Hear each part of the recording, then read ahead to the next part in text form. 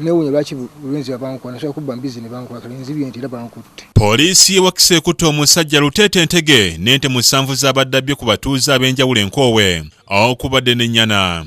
Luteete abadde yakava mu kkomera ssente ku musango okubba embizi era oluvuddeyo kwekukkira ente era nga gye yabadde ategese okutunda ente zino yeewali abamuliddemu olukwe ne batema ku poliisi.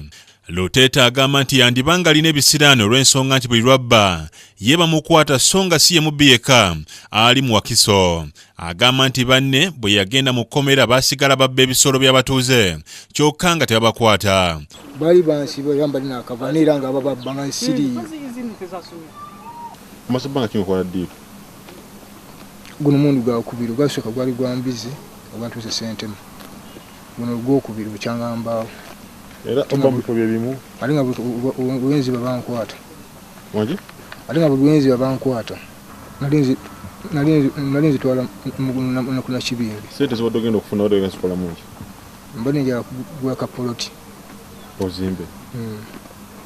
Oyina omwana, oyina omukazi? Oyina omukazi n'abaana bana. Wangi? Omukazi yaddeyo mubalala waabwe nina abaana bana.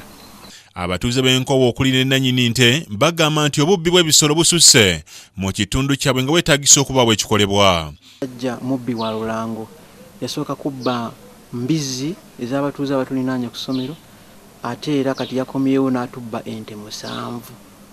Kwegamba tufubye okulaba nga obubbi tubutangira naye Luteete kwegamba atulemesezza enkola naye kati twagala poliisi omusango negenda go maaso Luteete asibwe naye twetaaga obukuumi mu nkoowe.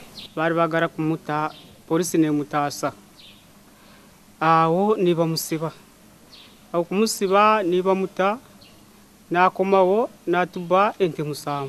Atwala poliisi e Wakiso Vincent Rama asabye abatuuze bakwatirwamu ne poliisi okusobola okukuuma ebisolo byabwe. For us as police, we are committed to protecting the lives and properties of people and also to protect government property and rather to support government projects by ensuring that these kind of criminals are arrested and prosecuted.